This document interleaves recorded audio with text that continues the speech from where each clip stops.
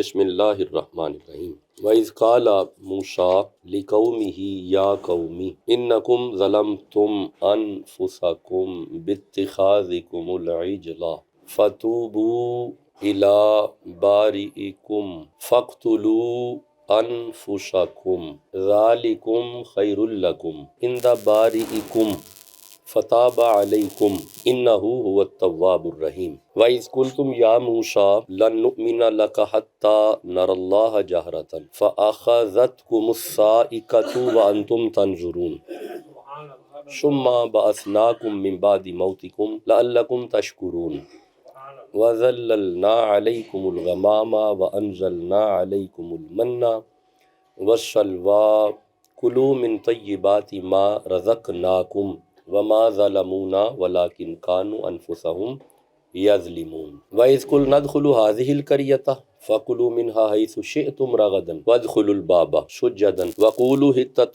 نَغْفِرْ لَكُمْ خَطَايَاكُمْ وَسَنَزِيدُ الْمُحْسِنِينَ صدق اللہ العلی العظیم وصدق رسولہ النبی الکریم الامین۔ قرآن حکیم میں سے سورہ بقرہ کی توبہ والی آیات کو تلاوت کیا ہے، کیونکہ شب برات گزری ہے، اس حوالے سے سوچا کہ تصور توبہ اس پہ بات کر لی جائے۔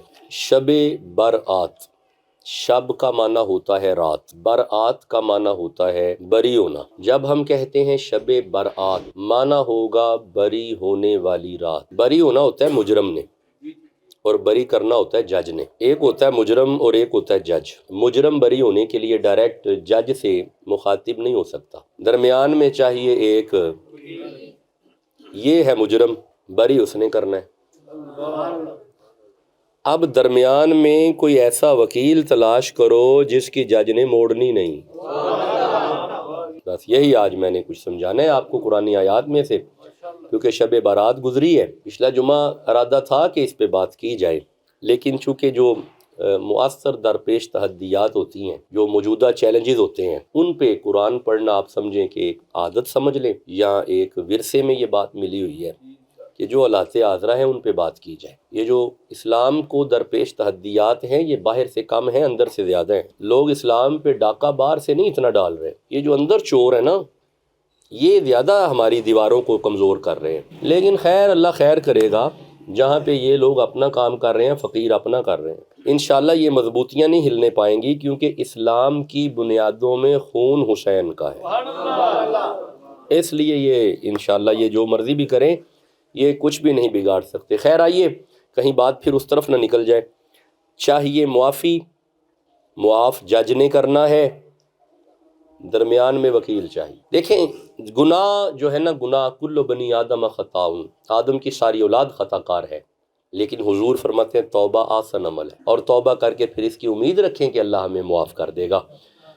اس پہ جو اختلافات ہیں شب برات کے حوالے سے، میں اس طرف نہیں جاؤں گا۔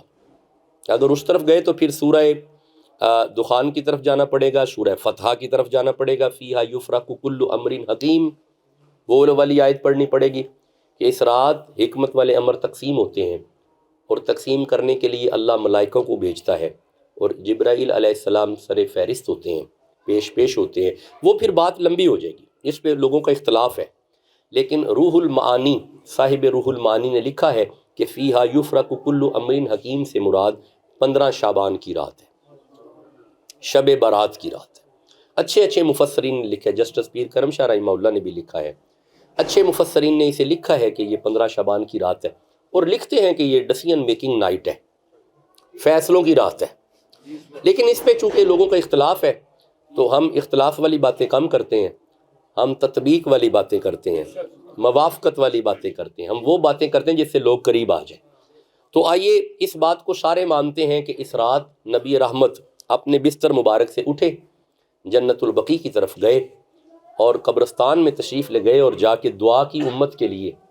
تو سیدہ عائشہ صدیقہ رضی اللہ تعالی عنہا نے تعاقب کیا، تو نبی پاک کو جب جنت البقیع میں پایا تو عرض کی حضور یہ کیسی دعائیں ہیں؟ فرمایا عائشہ میں اپنی امت کے لیے دعائیں کر رہا ہوں۔ اس رات اللہ بنو قلب کی بکریوں کے بالوں سے زیادہ گناہوں کو معاف کرنا چاہتا ہے، اور اس کی رحمت پہلے آسمان پہ آواز دے رہی ہے، کوئی ہے جسے معافی چاہیے، کوئی ہے جسے اس وقت رزق چاہیے، کوئی ہے جسے اس وقت عزت چاہیے، تو میں اپنے رب سے امت کے لیے طلبگار ہوں۔ تو یہ ہم پھر کہہ سکتے ہیں کہ this is basically night of excuse, یہ معافی کی رات ہے، توبہ کی رات ہے، مجرموں کے بری ہونے کی رات ہے۔ اس رات مجرم بنی ہونے ہیں اور بڑوں بڑوں کو معافی ہو جانی۔ اللہ ہمیں معافی چاہیے، اللہ ہم معافی کے طلبگار ہیں۔ دو کانسیپٹ سمجھیں پھر میں قرآنی آیات پڑھتا ہوں۔ ایک لفظ ہے توبہ، تاوابہ، توبہ۔ عموماً ہم اکٹھا بول دیتے ہیں توبہ استغفار، حالانکہ دو علیحدہ لفظ ہیں، یہ مفاہیم کے اعتبار سے بھی علیحدہ ہے۔ توبہ کا معنی ہوتا ہے لوٹنا، رجوع کرنا، پنجابی توبہ کا معنی ہے کسی ول جانا۔ دوسرا لفظ ہے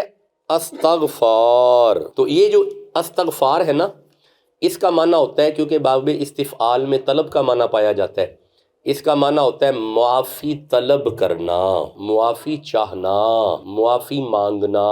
جب ہم اکٹھا پڑھیں گے توبہ استغفار تو معنی ہوگا معافی کے لیے کسی کی کسے وال رجوع کرنا، لوٹنا، واپس آنا، توبہ۔ اب بھائی طلب بھی تے کتلوں کرنی جے، بھائی یہی تو بات ہے جو سمجھا رہے ہیں، طلب بھی تو کہیں سے کرنی ہے نا، تو طلب کے لیے کوئی تو چاہیے جسے طلب کرنی ہے۔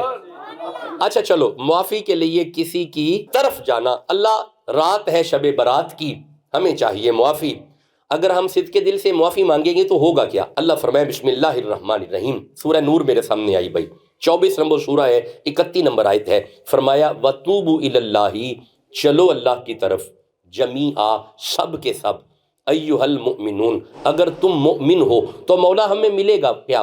فرمایا لعلکم تفلحون، تم معافی مانگو تو صحیح، ہم تمہیں کامیاب کر دیں گے، ہم تمہیں، آپ نے محسوس کیا معافی مانگو گے کامیابی ملے گی۔ یہ جو بندے کہتے ہیں بڑی محنت کرتے ہیں کامیابی نہیں مل رہی، معافی مانگو، استغفار کرو، آؤ توبو، آؤ لوٹو، چلو آؤ، استغفار کرو، لوٹو، چلو آؤ، ہم تمہیں کامیاب کر دیں گے۔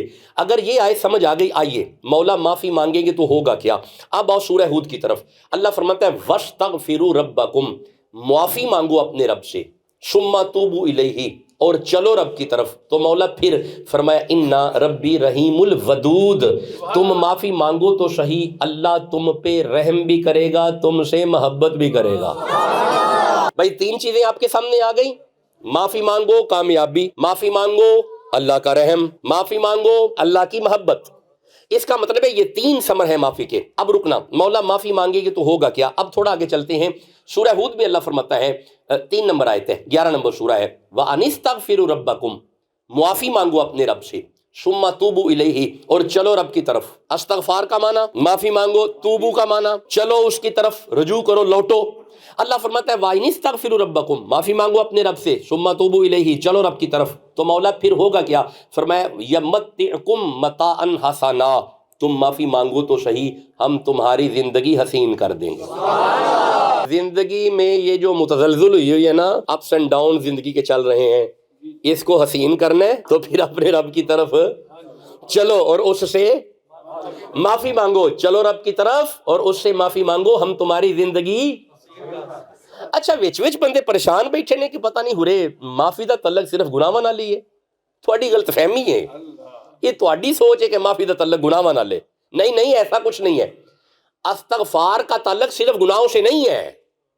ٹھہرو، مجھے سورہ میں پوری سورت پڑھتا ہوں پھر آپ کو سمجھ آ جائے گی، میرے ساتھ پڑھو ذرا، اذا جاء نصر اللہ والفتح، جب نصرت آ جائے، اے میرا محمد جب کامیابی آ جائے، وَرَأَيْتَ النَّاسَ يَدْخُلُونَ فِي دِينِ اللَّهِ افواجا، تو پھر فوج در فوج لوگ دین میں داخل ہونا شروع ہو گئے، فسبح بحمدی ربک واستغفر، اے میرا محمد اپنے رب کی تسبیح بھی کرو اور اس سے معافی بھی مانگو۔ یہاں پہ کوئی گناہ نہیں ہوئے، یہاں پہ اللہ نے نصرت دی ہے، اس کا مطلب ہے کامیابی بھی آئے پھر بھی معافی مانگو۔ میرے دوستوں نے غور کیا، کامیابی آئے پھر بھی، اور گھر میں خوشیاں آ جائیں اللہ سے معافی مانگو، گھر میں برکتیں آ جائیں پھر بھی معافی مانگو، نعمتیں اتریں اللہ محمد الرسول اللہ جیسے نبی سے فرما رہا ہے اے نبی نصرت آ گئی معافی مانگو. وہی غور ہے بات کی طرف. اب میرے دوستوں نے محسوس کیا کہ معافی کا تعلق صرف گناہوں سے نہیں ہے. اوے رحمتاں بھی ہون پھر بھی معافی منگو. بندے ایویں اٹھ کے انگشتے تان اٹھاتے ہیں دیکھو تمہارے نبی استغفار کرتے تھے کوئی تو گناہ تھے حیا کرو, نعمت آئے پھر بھی معافی مانگتے ہیں. اچھا جس کے پاس نعمت آئے اگر وہ معافی مانگے تو جو خود نعمت ہو. سورہ ہود کی طرف آؤ. اللہ فرماتا ہے وَيَا قَوْمِ اسْتَغْفِرُوا رَبَّكُمْ, اے قوم معافی مانگو اپنے رب سے, ثُمَّ تُوبُوا إِلَيْهِ, اور چلو رب کی طرف. تو مولا ہوگا کیا؟ اللہ فرماتا ہے يُرْسِلِ السَّمَاءَ عَلَيْكُمْ مِدْرَارًا, تم معافی مانگو تو صحیح, ہم آسمانوں سے تم پہ شراٹے دار بارش نازل کریں گے. ایک ہوتی ہے عام بارش, اللہ فرماتا ہے عام نہیں مدرارا, رولے پہن گے. ایک بارش وہ ہوتی ہے کہ ہم اندر بیٹھے ہوئے ہیں تو اچانک باہر نکلے تو دیکھا واہ بارش پڑ رہی ہے, پتہ ہی نہیں چلا. ایک ہے یہ بارش. ایک بارش یہ ہے کہ آپ اندر بیٹھے ہوئے ہیں تو باہر نہیں نکلے, اندر ہی پتہ چلا واہ بھائی واہ باہر رحمت واسطی جے پئی.